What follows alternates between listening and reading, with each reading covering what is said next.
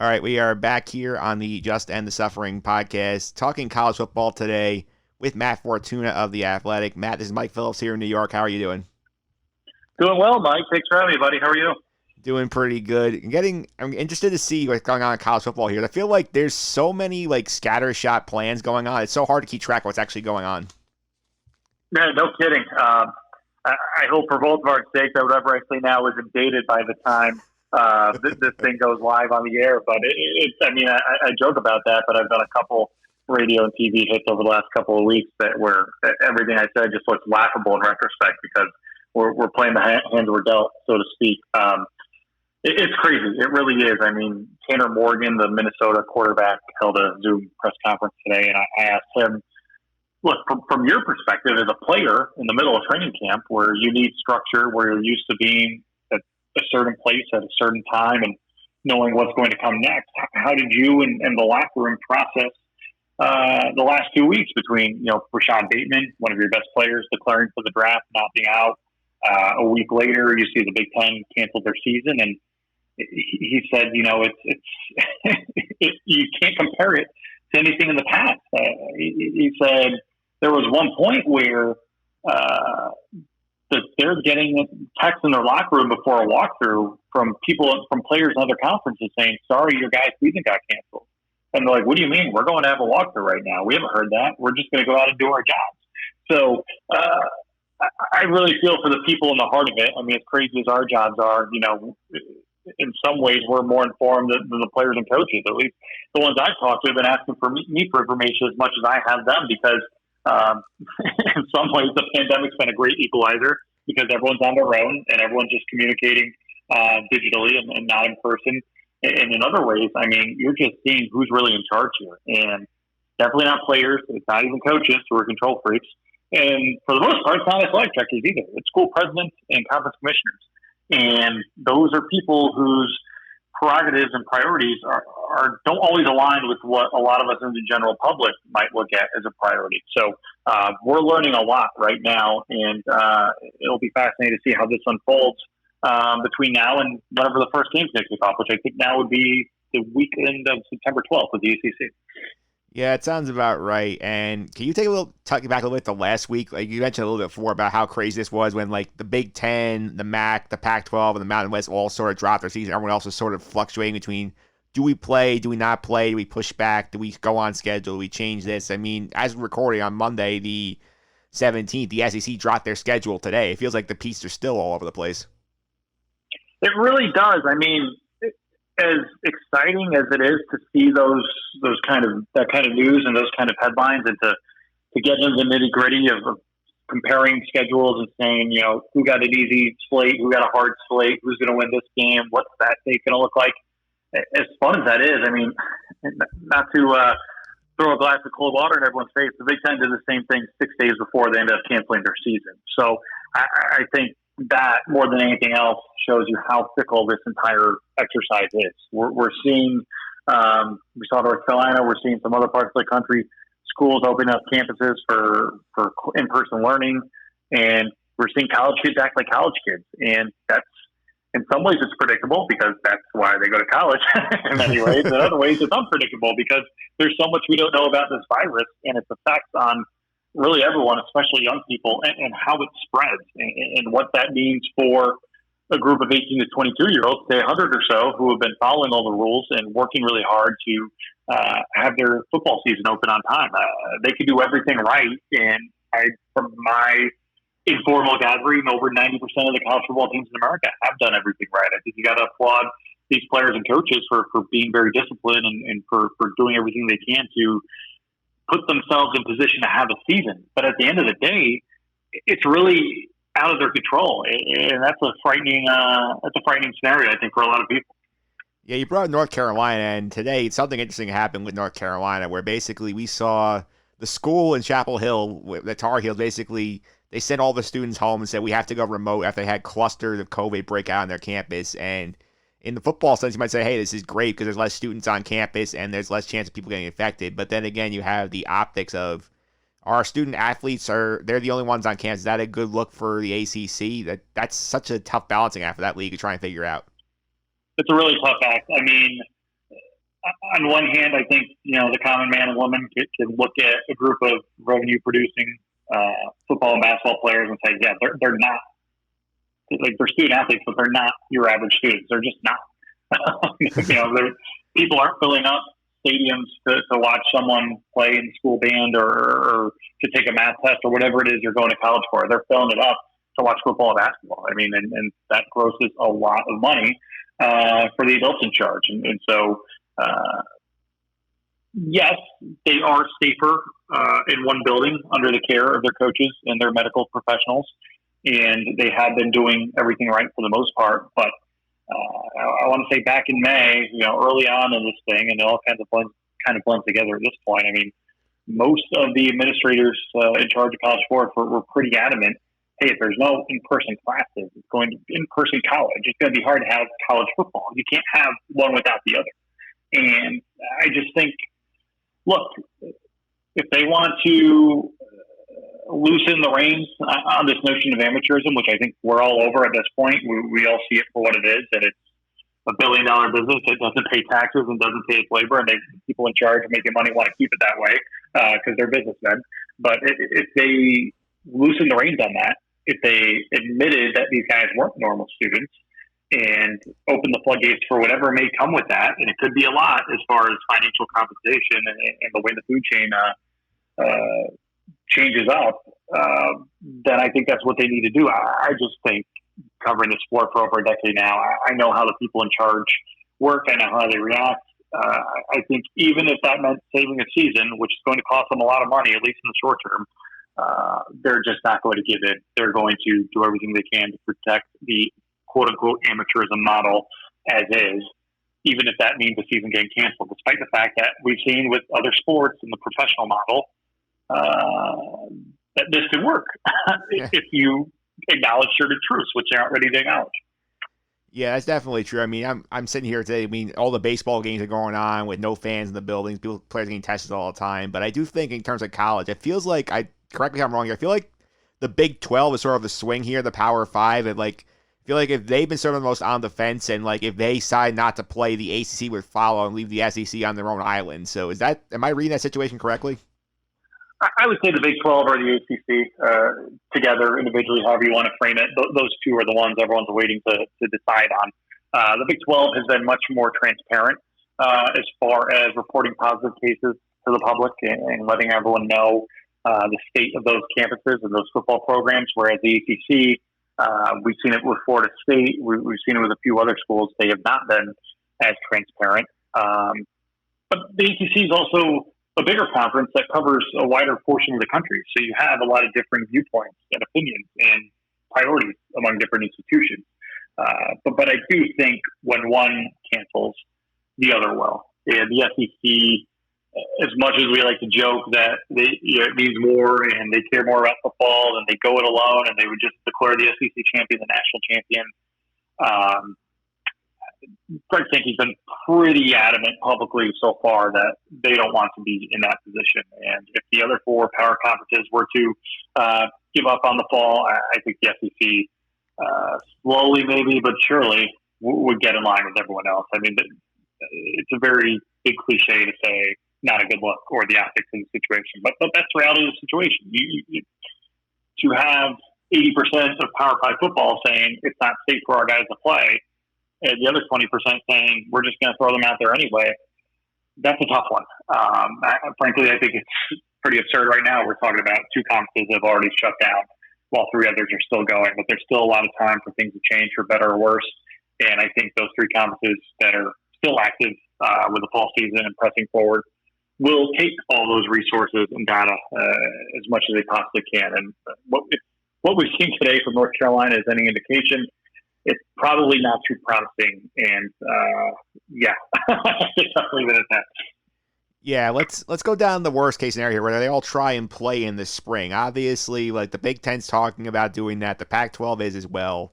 Obviously, I think there's two concerns with the spring. I think number one is obviously all your big draft prospects, like your Trevor Lawrences and your Justin Fields all are going to drop out because they get ready for the draft. And then you also have to worry about, like, for the guys who are going to play. It's like, is it safe for them physically to play, like, 8 games in the spring and then another 10 or 10 to 11 in the fall? Because I feel like that's something that hasn't really been explored in too much detail yet. Yeah, I think that second part of your question is much more open-ended as far as you get a different array of opinions depending on who you speak to. A lot of administrators and frankly a lot of people in the media have said that would be pretty reckless. That would not be responsible to trot people out there for two football seasons within one calendar year.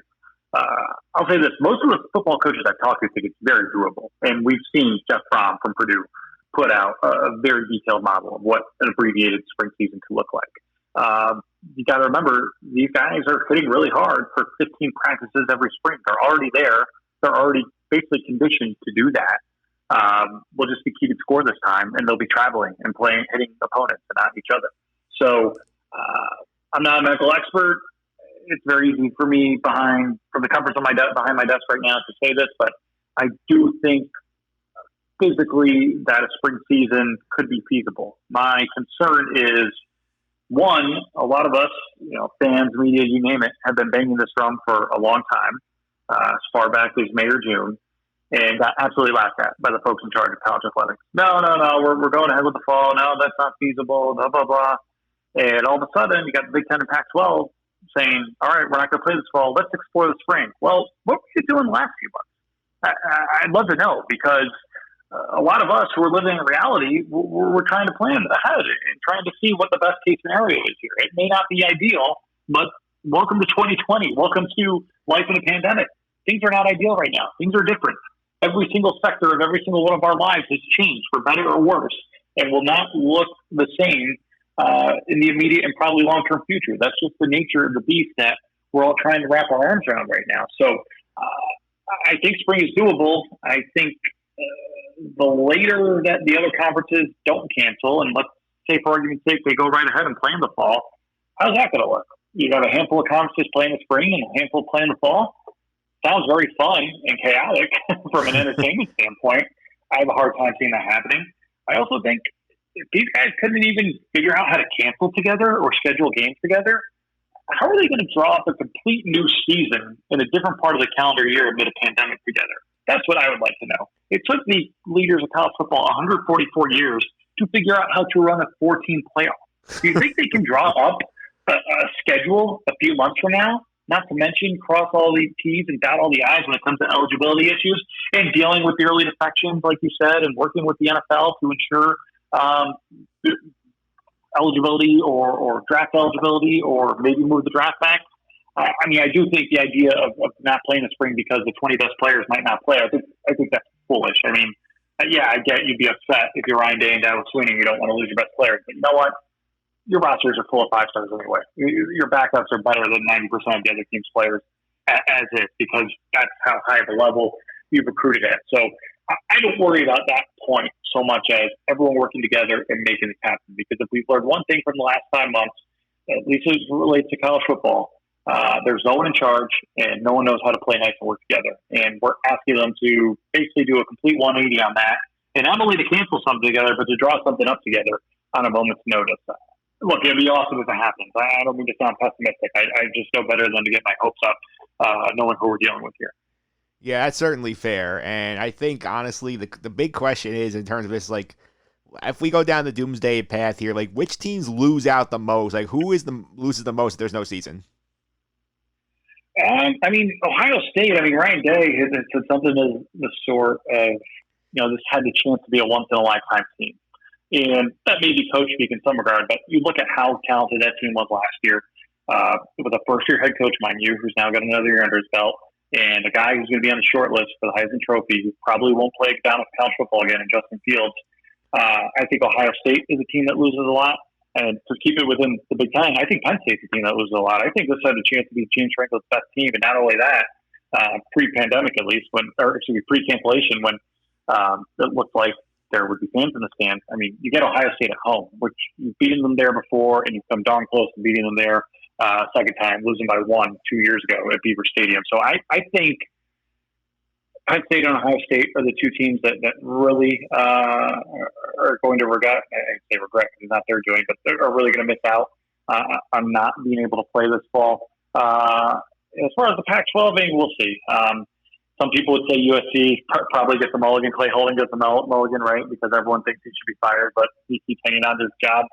Oregon has recruited and has put itself in position to probably be the front runner in the Pac-12 again, but there are questions about who's going to play quarterback there and so forth. So I don't know if it'd be fair to single out any one team in the Pac-12, but I do think Ohio State and Penn State, and maybe even Minnesota, when you look at the momentum coming off last year's breakthrough 11-win season, those are three teams that really jump to the forefront of my mind that will not be playing football this fall that might have been in position to have once in a lifetime type seasons.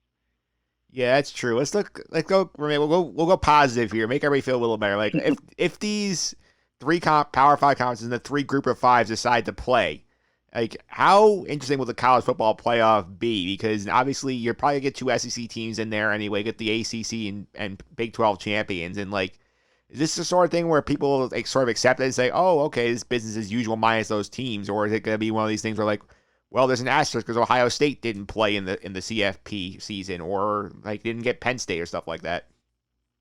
You know, one of the great parts about college football, great and bad, I should say, but one of the attractive parts about it is that it's not a level playing field. It's not equal. It's the sport of arguments, right? I mean, until the playoff came around, it was up. Number 3 should have been in over number 2, or up. You know, they were preseason number 1 and they haven't lost a game, so they're automatically going to be in. Whereas the playoff is brought in it a little bit as far as 4 out of the 5 conferences most years are represented, and they go and play each other and they figure it out. To your point, absolutely. I mean, if Clemson, LSU, whoever, if everyone else currently still playing goes forward and plays, I mean, the cries coming out of Buckeye Land, out of Nittany Lion Land, out of Oregon, you name it, will just be astronomical. I mean, you think college fans were whining before? Can you imagine now when they're watching someone else play? It's the worst nightmare, I think, if you're a Big Ten or Pac-12 school fan right now.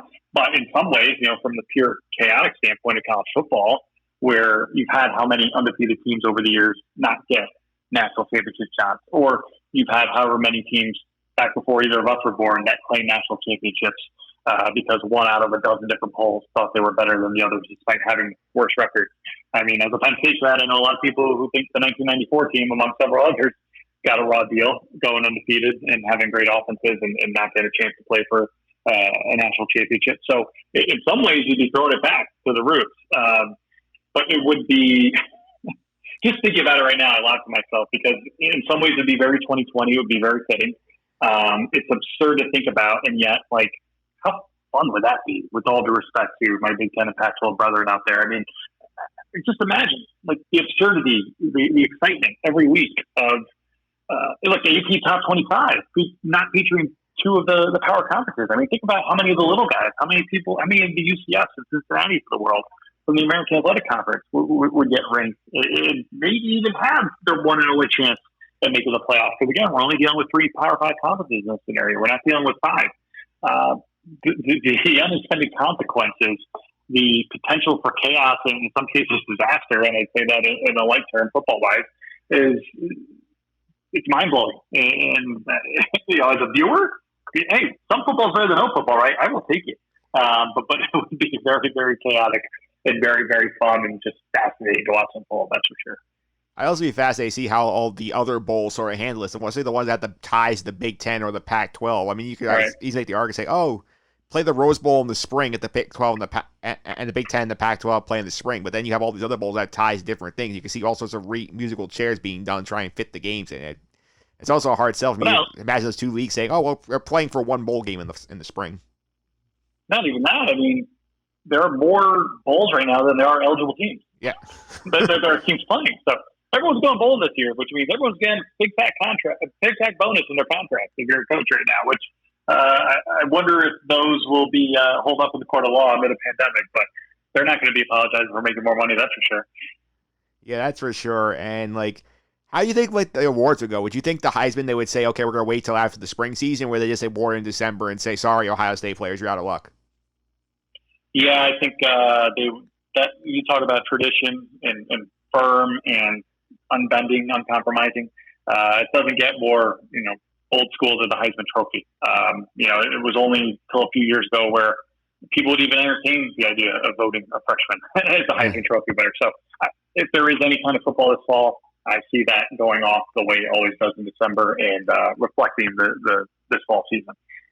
Yeah, it's interesting. And my last question is obviously, as we get ready, hopefully we'll see some college football. Hopefully things improve enough or it's able to happen. Like, what storylines are you looking forward to out of the fall team so far? I'll leave the Big Ten and the Pac-12 out of it. Yeah, I think can Clemson continue their dominance? They've lost one game over the last 2 years of their whole Trevor Lawrence era. Can they get back? And I hate to put it in the context of a disappointment, but they lost the national championship game last year. They have a sour taste in their mouth. Can they run the table and win it all again? And if they do that, or if they're in position to do that, the most fascinating standpoint, I know a lot of New Yorkers will think this, and as a former beat writer, I think this, Notre Dame playing for a conference title. I mean, we forget amid all the chaos. I mean, there are no divisions this year in the ACC. Notre Dame's playing a conference schedule. They're eligible for a conference championship. And I mean, they play Clemson in the regular season, but even if they go 9-1 with a loss to Clemson, you probably get a rematch with them a month later in Charlotte. What do they do if they win that game? Do they just return the trophy? They can't defend it the next year. Maybe they do. Maybe they say, you know what, this is pretty fun. Let's do it again next year. Let's run it back. I don't know. So I think that's a very, very fun subplot based on the schedule that we have at hand right now. And seeing what happens to Alabama. They obviously got humbled 2 years ago in the national title game by Clemson after looking like one of the best teams of all time throughout much of that regular season. They missed the playoff for the first time last season. I think it's fair to say this is, by Nick Saban standards, a drought. This is how they're going 2 straight years now, maybe 3 if they don't win this year without a national title, which is absurd to say, but that's the nature of the beast in Tuscaloosa. That speaks to the tower that Nick Saban has built in his decade plus down there. And they're obviously going to be good. They're going to be a contender, but is Mac Jones going to do in a full season anything like what Tua Tagovailoa was able to do the last couple of seasons? Probably not, but are they still good enough to not only be in that picture, but win it? I think that's a big question. And if we're going to keep it in the SEC, what's LSU going to do after replacing so much star power from last year's team, which I sound like I'm suffering from recency bias, but that's the best college football team I've seen in my lifetime. I mean, they were unbelievable last year. They were like a video game. No matter how, down 10 points to a great Clemson team early, no matter what the situation was, it was just like they turned an on switch and they were unstoppable. And they ended up winning that game going away. What are they going to be like this year without Joe Burrow, without Joe Brady, without so many of the key pieces from last year? What can Coach O do for an encore in Baton Rouge this year? There's still a lot of really, really, really good football teams here. Oklahoma's another one that I didn't even get around to mentioning. We're going to have a great season if these 3 teams play. It's going to be completely different. And again, I feel really bad for the Ohio States and Oregons of the world, but there's going to be a lot of really good football if these 3 power conferences and everyone else who's still eligible to play moves forward and plays this fall. But Notre Dame playing for the ACC title, I think, would really take the cake. All right, there we have it. Matt Fortuna from The Athletic talking college football. Thanks for all the time. I really appreciate it. Before I let you go, can you tell people how to follow on social media and keep up with all the great coverage you're doing over at The Athletic? Absolutely. Appreciate that, buddy. I'm on Twitter at Matt_Fortuna. You can find all my work and all my excellent colleagues' work at theathletic.com. Please sign up for a free trial if you haven't already. There's something for everyone. You get in the door, you will have the best writers covering your favorite teams in North America and beyond. It's just an awesome place to work, and I've been overwhelmed by all the positive feedback we've gotten from readers so far. So appreciate you allowing me the opportunity to sell that a little bit here. I appreciate The Athletic. I'm a loyal subscriber. Had several Athletic writers on before, so I appreciate you taking the time. I really do. Awesome, Mike. Thanks, buddy. Stay safe. All right, and there you have it. That was Matt Fortuna from The Athletic talking college football. Up next, we will do our college football legal stuff with our legal correspondent, Phil Frietta, right after this.